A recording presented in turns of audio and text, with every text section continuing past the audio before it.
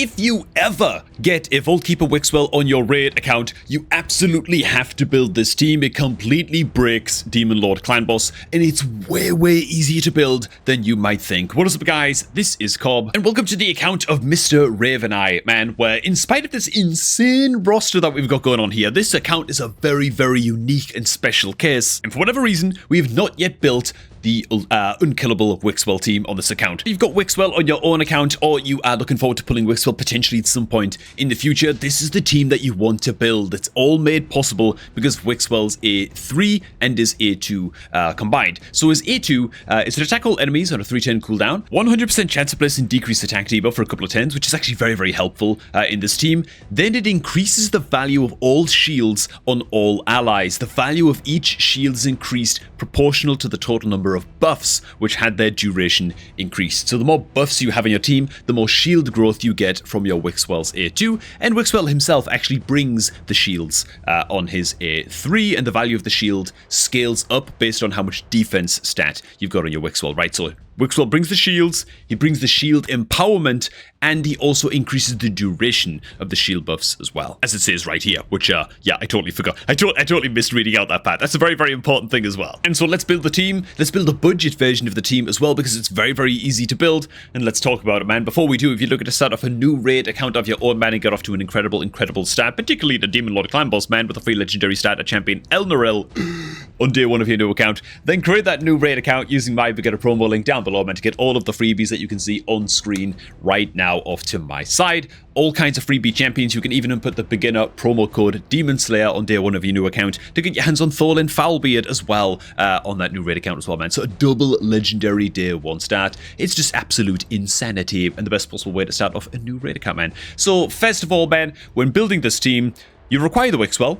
of course. Then you require at least 2 other champions on the team that bring a increased buff duration effect. Some of the most budget options that you have for this, and these were the rare champions that I used in my very first ever Wixwell Infinity team, and in fact I still use Hellborn Sprite on my main account to this day as part of this team. Hellborn Sprite, Demon Spawn rare champion, 3-turn cooldown, increase the duration of all ally buffs by 1 turn. It's got to be a 3-turn cooldown. That tends to be very important. Then she also places an increased crit rate buff on all allies for 2 turns as well, which is actually a very nice one to have, because remember, Wixwell's shield growth skill on his A2, it's more and more powerful for every unique buff that you have on your team. So Hellborn Sprite is actually a great little champion to bring along in an Infinity Wixwell team. She's got the 3-turn cooldown, she brings a unique buff, everything that you need. Another rare champion you could bring along is good old Valerie, man. You don't even have to take her up to level 60 either, right? As long as you can hit a certain amount of defense stat on a level 50 Valerie, she can do just fine.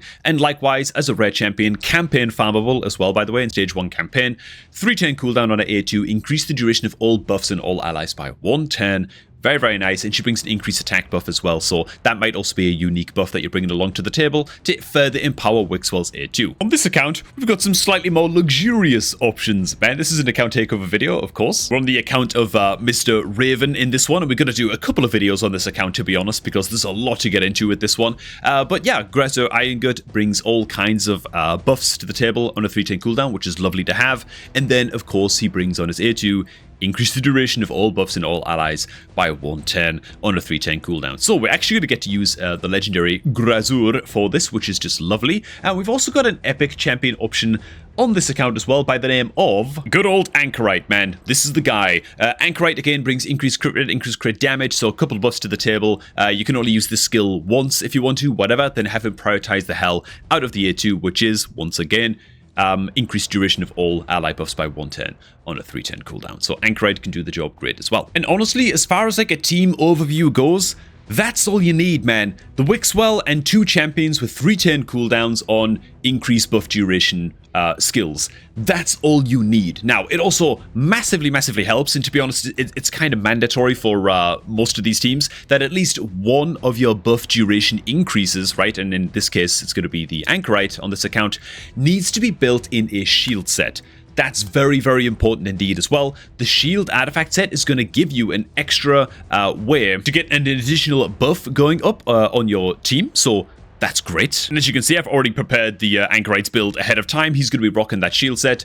Good stuff. I'm going to get into the stats that you need on each of your champions as well in just a little bit and actually building all these champions out. But setting up the stun set on one of your buff duration increases is extremely, extremely important. And this, oh my god, our storage is full. Yeah, we got a lot of account takeovering to do on this account, man. Clearing out artifact storage is definitely one of those things. But long story short, man, a shield set on one of your buff duration increases is going to be absolutely crucial. Another component of this team that you can build on out in a great aura lead for this Infinity Wixwell team is going to be your High Katoon, right? A champion that everybody gets, and again, she can kind of be left at level 50 as long as you're hitting certain defensive stats, which we'll get to in just a little bit. But you can run the High Katoon as the aura lead, or you can run the Wixwell as the aura lead. What's important is that you got an increased speed buffer champion. It's not necessary, it's not required, but it makes it a hell of a lot easier. The faster your team is moving, and particularly the faster your Wixwell is just pumping out its A2 as much as humanly possible, the quicker the shields are going to grow, right? The idea is to grow your shields with this team using the Wixwell faster than the clan boss can damage them down,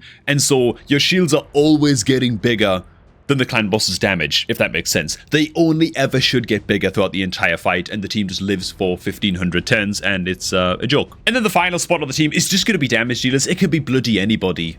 Frankly, it could just be, I mean, could it even be Farrakeen? Don't think I see any reason why. No, we've got a Geomancer on this account. That's a great damage dealer. It could be your Kale, for Christ's sake. You know, it doesn't really matter that much. But now for actually building the team itself, right? First of all, your Wixwell is going to have to be fully booked. That's very, very important. You can get through like a Brutal and Nightmare difficulty clan boss with an unbooked Wixwell, but honestly, getting up the 100% land rate decrease attack on his A2 is quite important, and getting the 3-turn cooldown on his A2 is even more important. Okay, so yeah, just if you've got a Wixwell, all of your books should be going into the Wixwell, basically by default. You also cannot be running any champion on your team or any artifact sets on your team like the Relentless set on the Wixwell right here that gives you a chance of getting an extra turn. Extra turns are a problem because extra turns can make it so that if your champion gets 1 or 2 extra turns in a row from like a Relentless set, all of a sudden your shield buffs all fall off and the run's over. It's done. Okay, so any extra 10 champions, right? Things like a Whisper is not going to work because the damage dealer, she gets too many extra 10 mechanics. You can't have any Relentless sets going. In fact, on the Wixwell, the best possible set that you can run is the humble and glorious and very, very accessible Reflex set, right? A 40% chance to reduce the cooldown of a random skill, okay? If you have it so that your Wixwell is prioritizing his A2 in like the team planner, like the team AI setup manager or whatever, then he's always going to be spamming the hell out of this, and he's going to be getting all kinds of cooldown reduction on his A2, and he's going to get to spam it every now and again on like a 1 or a 2-turn cooldown if he gets very, very lucky with his reflex procs, which can only be a good thing and a big, big help. Now, another general rule that I want to point on out as I go ahead and slam our pre-made gear here on the Wixwell is that you always want to have at least 3,000 defense on every single champion in this team if you are pushing into Ultra Nightmare Clan Boss. You can get away with a bit less, 2,400, 2,500 maybe even a little bit less than that, to be honest, into Nightmare Clan Boss, and that's a great place to start. If you've just got your Wixwell and your account is still quite young, it might be tough for you to hit 3,000 defense on every single champion, but if you're going to be pushing into Ultra Nightmare, you got to have the stats that are going to... You got to be absorbing enough damage via defense to allow your shields to grow, right? 3,000 defense is what I would aim for. As for champion speeds, it's ideal, for me at least, from what I've tested of this team build, it's ideal if your Wixwell is your fastest champion, aim for at least 230 speed. At least, right? The faster the better. Our Wixwell on this account here is sitting at about 253 speed exactly, and so he's running quite fast. His defense is more than enough, and so our Wixwell build in this reflex set is good to go. He's good to rock and roll. Of course, he also needs enough accuracy to be landing the decrease attack debuff as well, which I think is like 220 accuracy or something for Ultra Nightmare, maybe a little bit more. Next up, most important role to get right is going to be our buff duration increases. These guys have to be just a little bit slower than the Wixwell. Our Grazo Iron Gut, okay, let's rebuild him. Oh, look, he's done. Okay, good stuff, man. He's already sorted. He's like 208 speed. His defense is already great.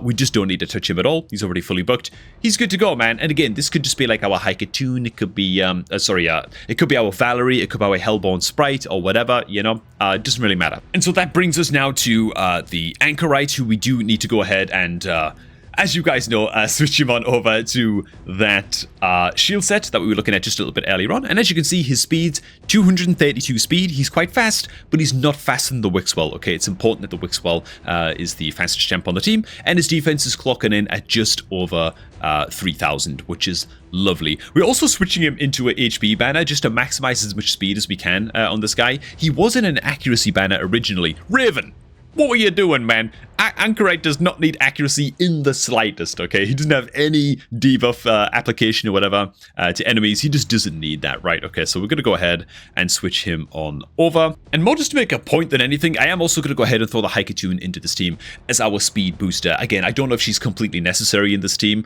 The champion quality and our defense stats are very, very good. She might not even be needed, but I'm going to go ahead and throw her in the anyway, Haikatoon unkill, blah, blah, blah, because she's only level 50. I don't want to make a point that she can work just fine at a level 50 champ. Her health is quite low.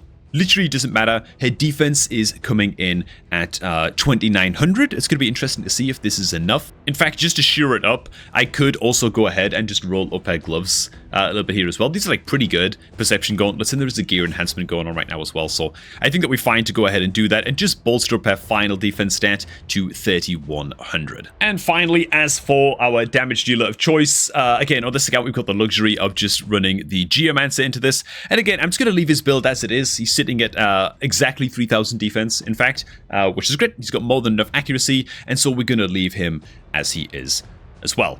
And let's just give this team a trial run, man. So time to set up the team AI for this squad. We're going to have the Haikatoon just focus on spamming Rally the Horde because the 10 meter boost is always going to be good on this. We're going to disable her A3 because it's an attack all enemies. It's not going to do that much damage. She's better off just using the A1 in terms of damage. The Wixwell, we want him to open up with his shield.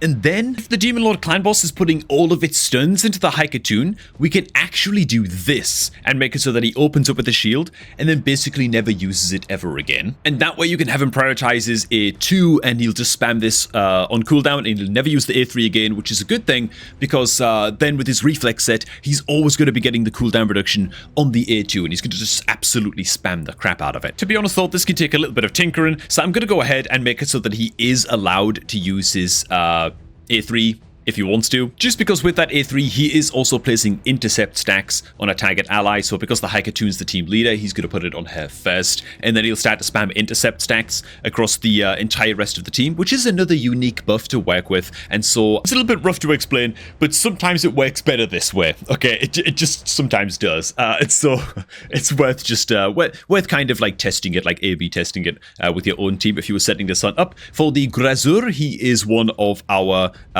buff duration guys, and so again with him we want him to go ahead and use his buffs on his A3 on the very first round and then never use this skill again and just prioritize using his buff duration extension. Same thing with Anchorite on his A3. He can open with his buffs and then never use it again and then just spam the hell out of his A2. Exactly the same deal as Grazur. And then as for Geomancer, we'll just let Geomancer do what he wants, man. I trust Geo. And so let's have it.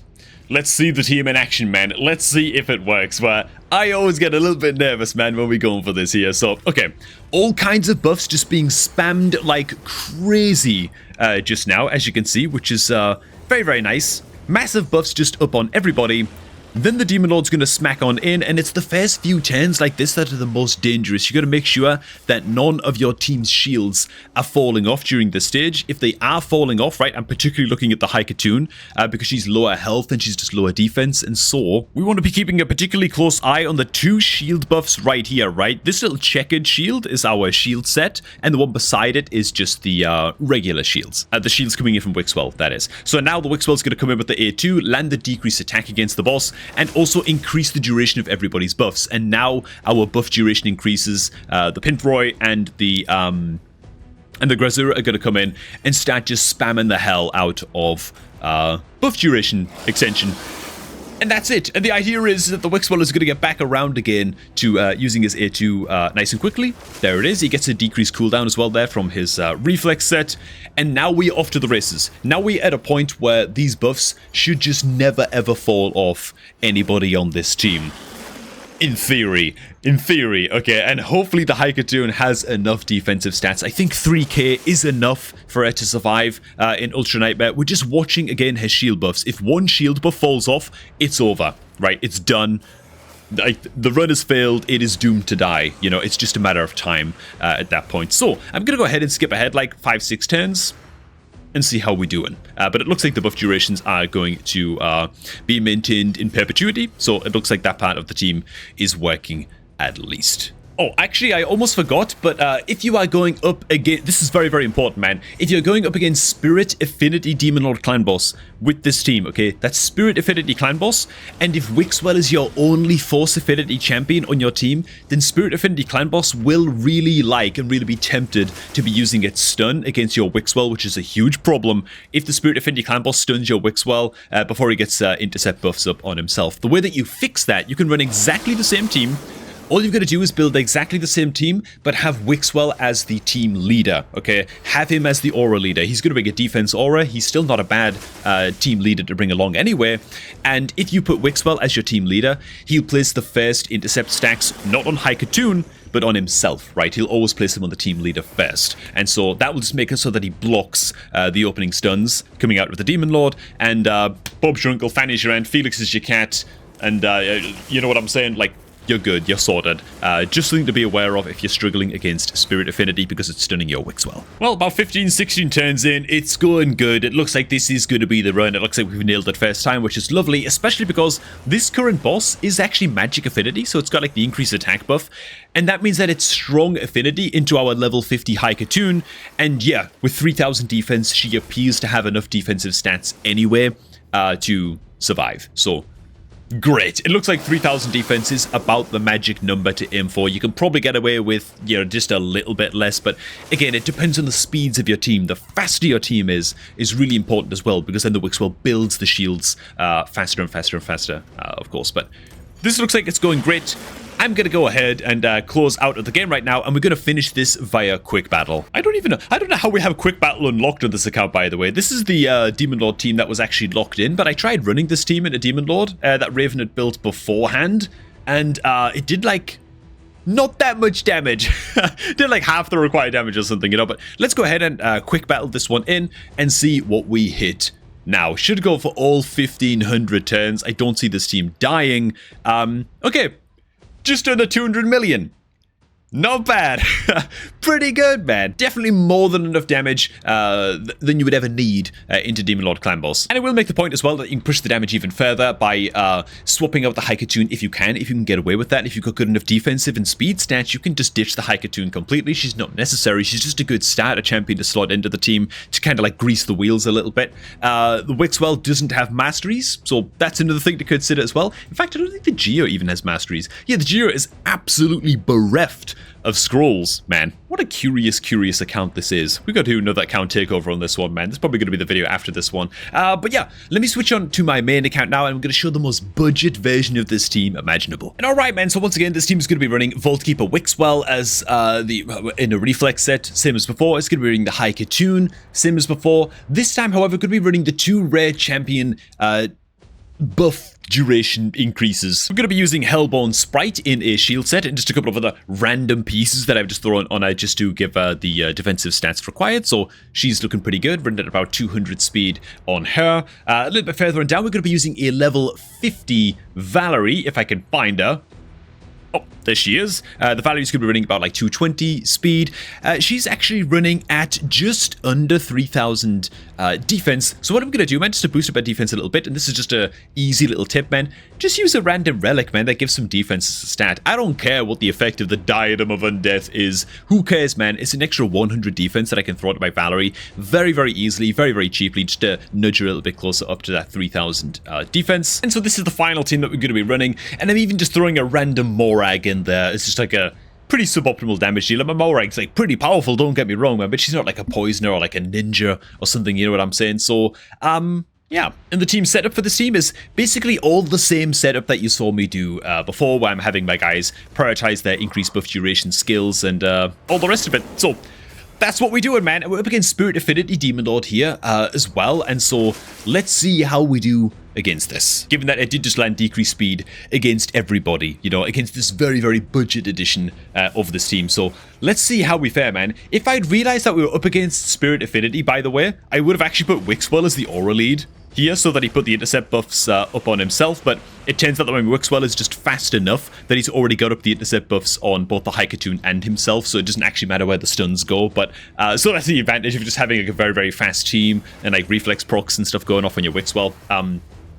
It doesn't really matter where the stun goes at this point, but again, Spirit Affinity, just be careful of the stuns going on the Wixwell. Okay, I'm going to go ahead and skip ahead to like round 12 or something and see how this is going. And look at that, dude. The stun tried to go into the Wixwell, so it's a good job I had him going fast enough, I suppose.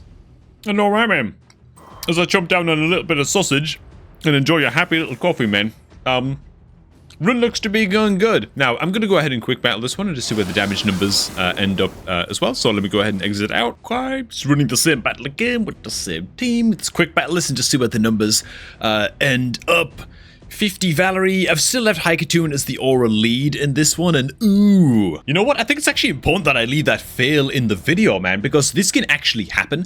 Given that Wixwell is Force Affinity, he can weak hit with his decrease attack 2 or 3 times in a row against Spirit Affinity Clan Boss, and then you just die because the damage is so overwhelming at like 148 or something, that your team can just get their shields annihilated, and that could be a problem if you've got a bunch of budget champions on the team that are not bringing that many buffs to the table, right? This is why having something like a Grazur on your account, or on my account, for example, one of my buff duration increases is literally Androck, you know, but the point is you're bringing a champion that increases the duration of ally buffs by 1 turn, and as many unique buffs to the table as possible, right? So an Androck and a Grazur, those guys are like luxuries to bring to the table, and they're going to do a much better job for helping your Wixwell boost the size of the shields than the likes of the more budget Valerie and Hellborn Sprite. As for the Wixwell weak hitting against Spirit Affinity and failing to land its decrease attack, that's another huge problem. It's a little bit easier to solve though. All you're going to do to solve this is bring any other damage dealer to the team that's not Force Affinity, right? So that they're not weak hitting against Spirit,